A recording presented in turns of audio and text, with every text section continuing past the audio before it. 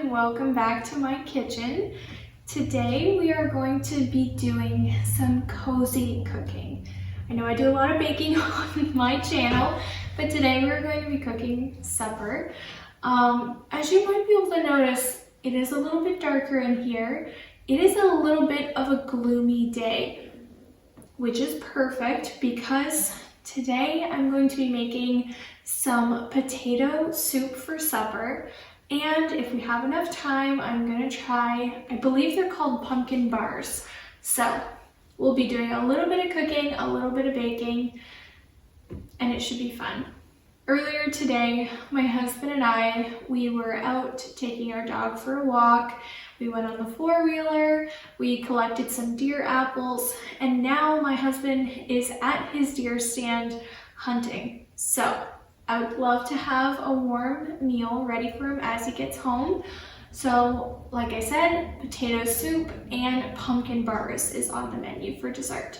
So let's just get started. It should be fun. So I just went ahead and brought out my Instant Pot, put it on the saute function, and added a few strips of bacon, like 5 to 7. I didn't really count because more bacon, that's never really a problem for us. Okay, next I went ahead and peeled and washed our potatoes. This recipe does call for an onion. Yes, it would be better with an onion, but we just ran out of onions yesterday. So this one will have onion powder for sure, but unfortunately not an onion. So we are just gonna go ahead and let the bacon saute in the Instant Pot until it is fully cooked. But in the meantime, I'm gonna go ahead and dice up our potatoes.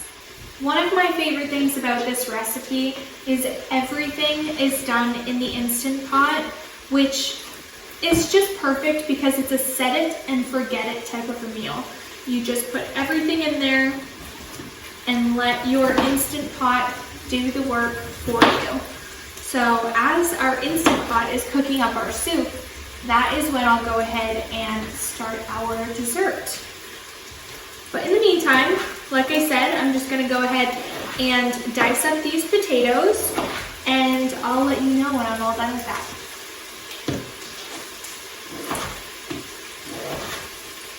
I have now diced all of our potatoes, and I believe our bacon is completely cooked at this point.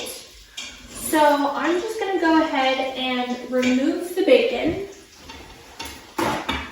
Something that I always like to do when we cook bacon is whatever dish I'm transferring it to after it's cooking, I just go ahead and put a little bit of paper towel, and that just helps absorb any of the extra bacon grease that you don't really want in this. Okay, perfect. So now we have a bowl of what now is bacon bits. So that will be perfect to add as the topping to our soup. And I just wanted to be clear when I said that you don't want bacon grease in this, you don't want any extra because we're leaving some of the bacon grease at the bottom of the Instant Pot so that it can help saute the vegetables.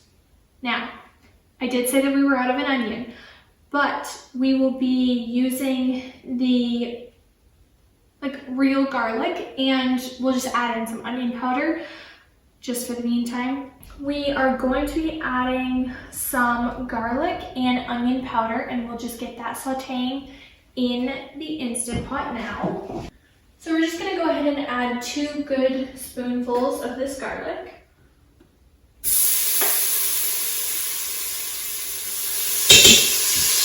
Okay, we don't want that to cook too long because garlic tends to burn. Now we are going to go ahead and add in our diced potatoes.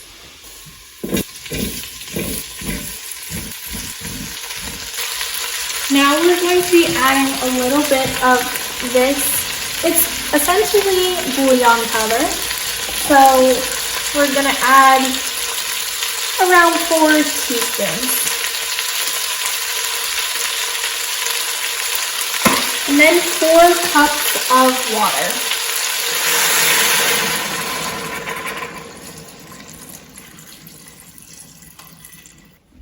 And just go ahead and mix that around. So now that all of the ingredients are in our Instant Pot, the only thing left to do for that is, well, the next step is to cook it. So we're actually going to hold off for a little bit. I'm going to jump into the next recipe just to make sure that everything is done around the same time.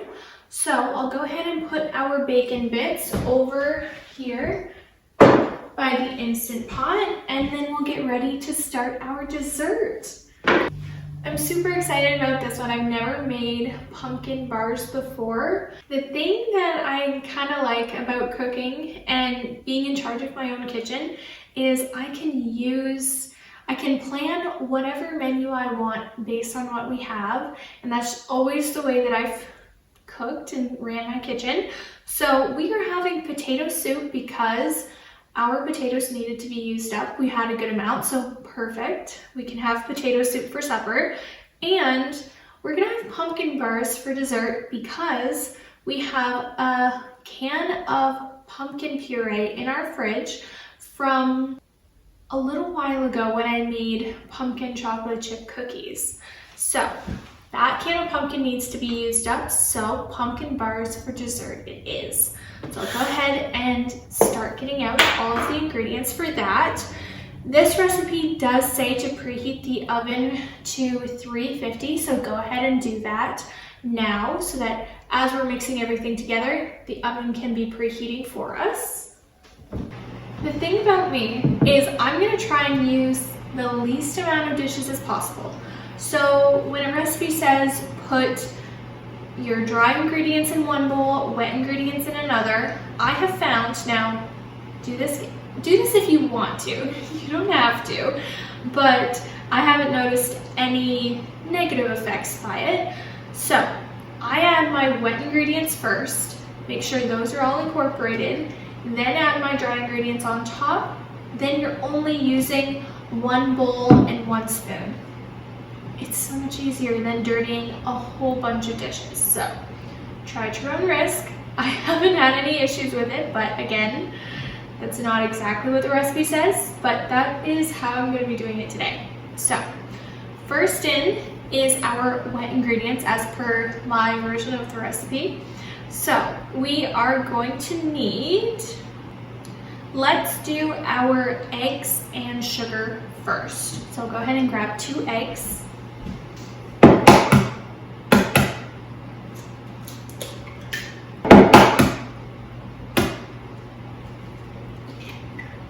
So our 2 eggs are in the bowl, and now we're going to need 1 cup of white sugar. This is a 1/2 cup measuring cup, so I'll go ahead and add 2 of these. 1, 2. And then 1/2 cup of brown sugar.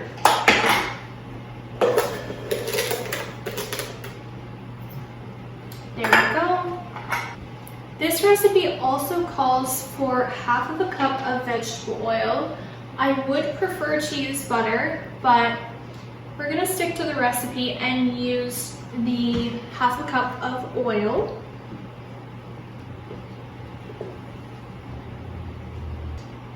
We'll go ahead and give this a mix now.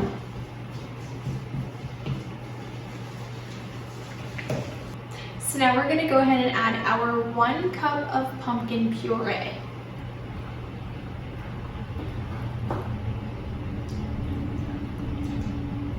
Now just be careful when you're making this recipe, or any pumpkin recipe that is, to use pumpkin puree, not pumpkin pie filling. You do not want to make that mistake, that's for sure.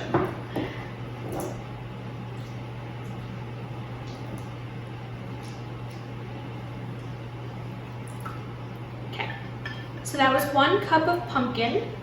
Okay, so for wet ingredients, we added our sugar, we added our vegetable oil, our pumpkin, our eggs. Now the only other wet ingredient is a teaspoon of vanilla. This is some vanilla that my mom actually made for me, and I'm going to need to our oven's ready. I'm gonna need to fill this up after I'm done, but I believe that we have a teaspoon in there. So let me just go ahead and add some of this. Ooh.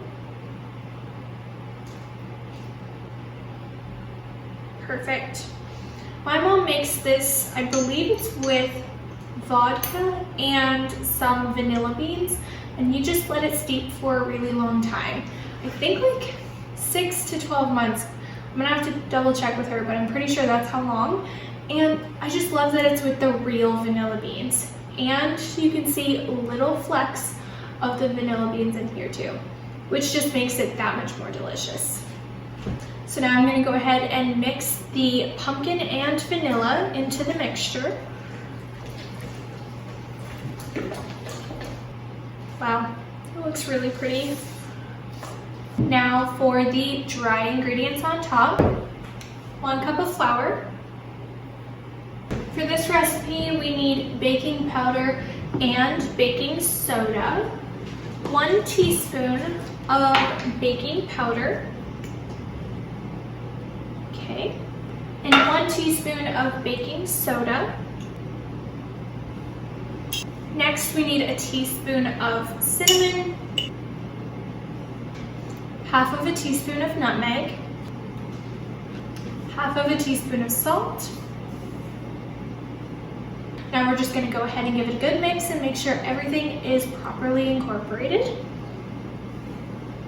This is smelling so good just with all of the spices in it, especially the nutmeg. I love cinnamon, but I feel like because we use cinnamon so much in this house that nutmeg kind of stands out more to me, just because, I don't know, my nose isn't used to it, but it smells really, really good. There we go. So now we're just gonna go ahead and get a 9x13 Pyrex dish, give it a spray, and then put our pumpkin bar batter into our dish. So now we're just gonna go ahead and add all of our batter into our Pyrex dish.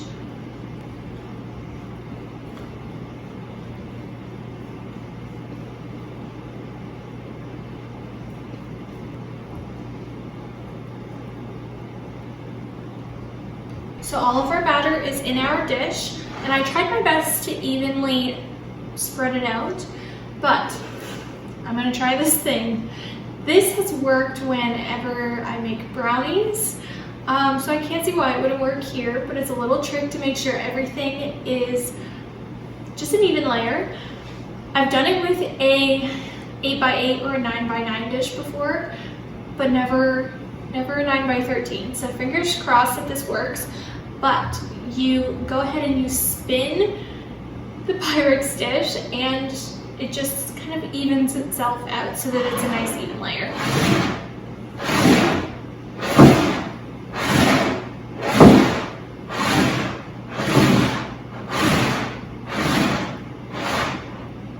Okay, so it actually worked, which is great. But the thing about this trick is the sides come up a little bit higher. But if you've baked anything before, you know that the middle tends to be the highest point.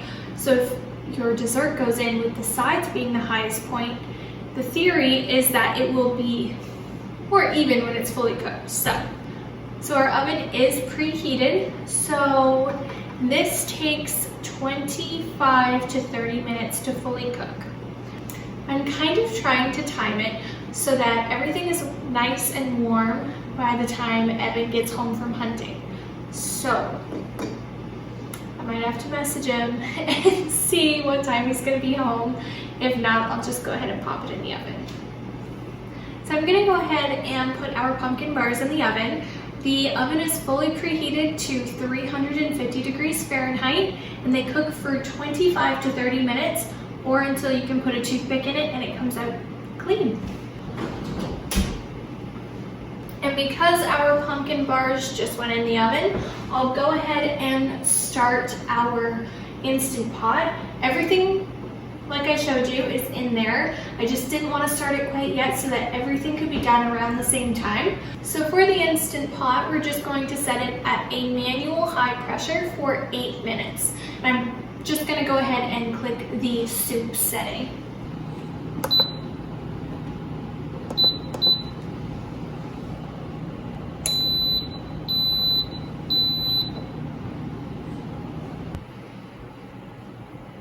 Our timer for our potato soup has gone off. So now I'm just going to move our Instant Pot over underneath our vent because it does release a lot of steam. So let's go ahead and move that just so that we reduce the amount of steam in the kitchen. Okay, so our cake is now, or our bars, but I mean it's a cake, is out of the oven and our Instant Pot is finished cooking. So now we're just gonna go ahead and take a potato masher and mash to our desired consistency of soup. You can take an immersion blender. Now the thing with that is that it's going to be very smooth. I think I like it better if it has a little bit of like the chunks of potato, so not like a potato puree, but just like, I don't know, like a nice hearty soup. So we're just gonna go ahead and use our potato masher and mash until it is soup but just has some pieces in it. So the next thing that this recipe calls for is heavy cream, and you can use that. I usually just use our normal 2% milk, and it's fine. If anything, it just makes the soup a little bit healthier. I'm just gonna go ahead and add 2/3 of a cup of milk. And I just went ahead and added the 2/3 of a cup of milk into a separate bowl because now we're gonna go ahead and add in our cornstarch.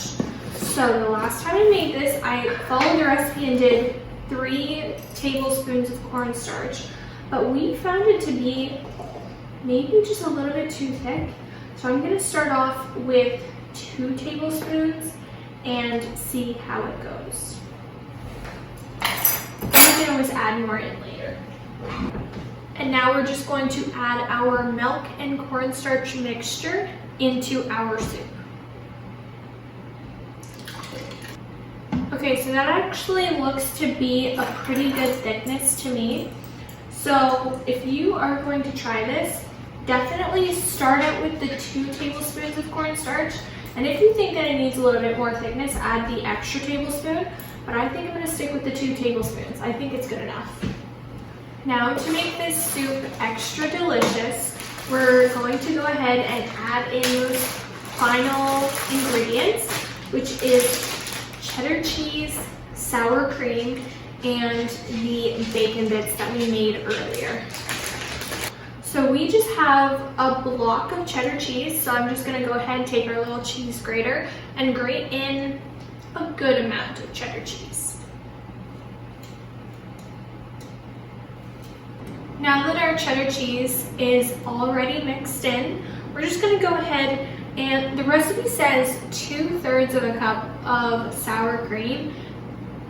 That seems like a lot to me, so I'm just gonna add 2 good spoonfuls, but not 2/3 of a cup, if that makes sense. That should be good, and we'll just go ahead and give that a mix too.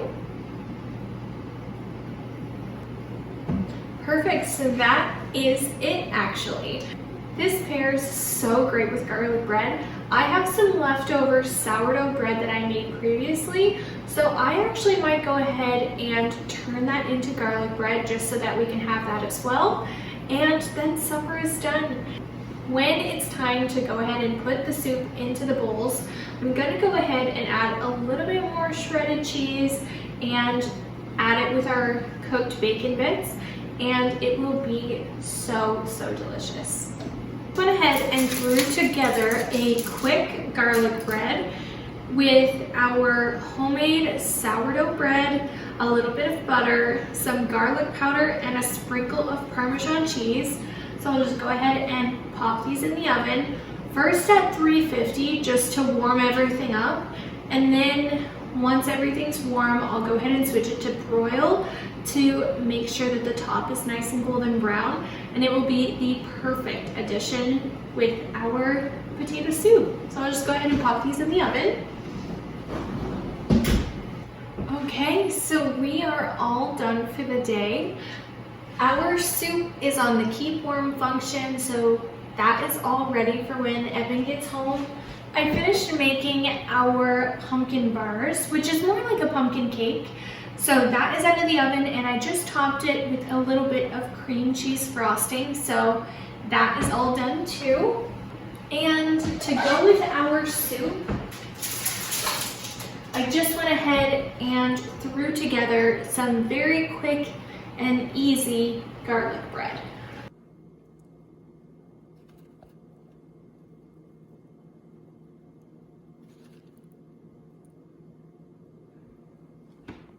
I just wanted to say thank you so much for spending another day in the kitchen with me. I have so much fun filming these videos and just showing you what I get up to in my kitchen, whether that be baking up something fun or just making supper for my family. I really do enjoy it so much. Don't forget to give this video a like and subscribe so that you don't miss any of my future videos, and I'll see you in my next one. Bye!